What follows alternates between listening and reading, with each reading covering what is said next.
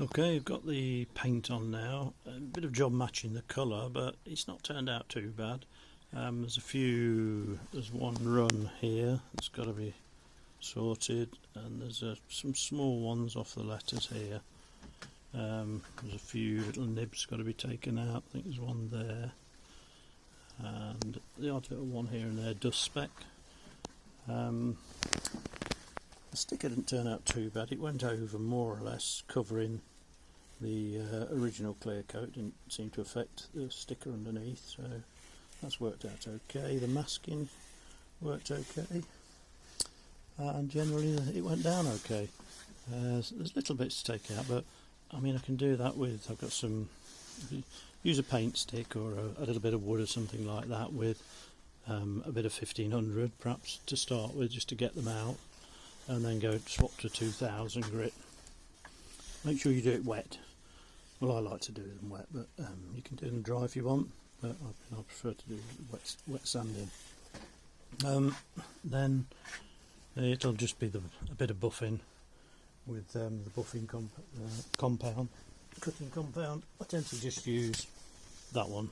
No reason, just I've got it and it seems to work okay. So I'll use that, and then I'll use some polish just on the polisher, on my electric polisher. It's a variable speed one, so it works quite well. It's only a cheap one. Let's have a look. It's this one here.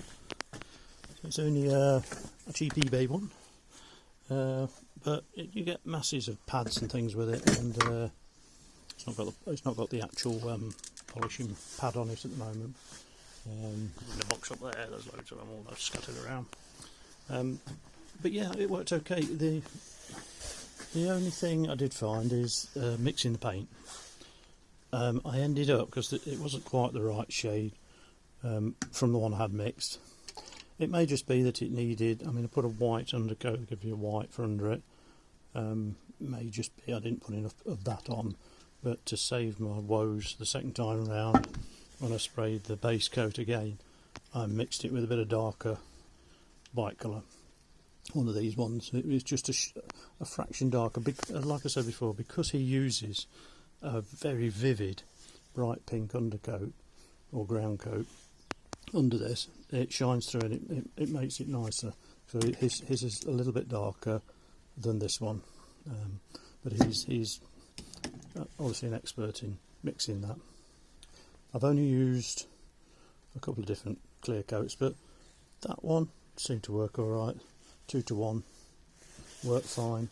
My Binks, I ended up spraying it with the Binks gun, which is this one. Nothing special. I think that's what tip it is. It's with Binks is a 1.6. So the 1.6, let's say you should do it, I think a bit less than that, 1.3 or 5 or something like that, but that 1.6, as long as you gave it a good bit of distance, it didn't seem to overdo it or put too much on. And like I said before, you can, because it's on a stand, when these letters started to run just a fraction, I just managed to, you can lift it up like that, and you can send the runs any way you like then. So if you send them down a bit along the letters, they're not as bad as they could have been. And then you can use the hairdryer just to touch over it, as long as you don't blow any dust onto it. Just be careful with your hairdryer. So that's almost it. Polishing to do.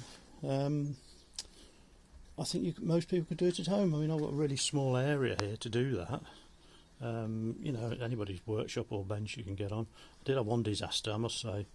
I've got 2 cans. I've got a thinners can, and I've got a can that's got panel wipe in, this one. And I went to give it a panel wipe, I picked up the thinners can, I put some on a rag and and it took the paint off. But luckily I was only on the white ground coat, so I managed to save that. But that's a disaster having them in the same size cans, looking exactly the same. I'll spray this one red or something.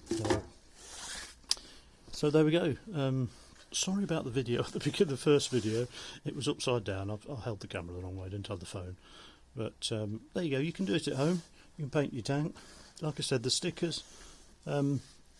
were just dust coated, very fine, with some clear coat to start with, just over them, just to make sure that they're settled, and leave them for the proper amount of time, so it's going off and it's tacky, and then you can do as many coats as you think you need. I mean, to be honest, I did 3 on that, so dust coat and then 1, 2, 3 clear coats. They're only light coats, not really full-bodied, you would say, coats, because this, it's a fairly powerful gun, wound the air up well, so it did spray well, nice big fan.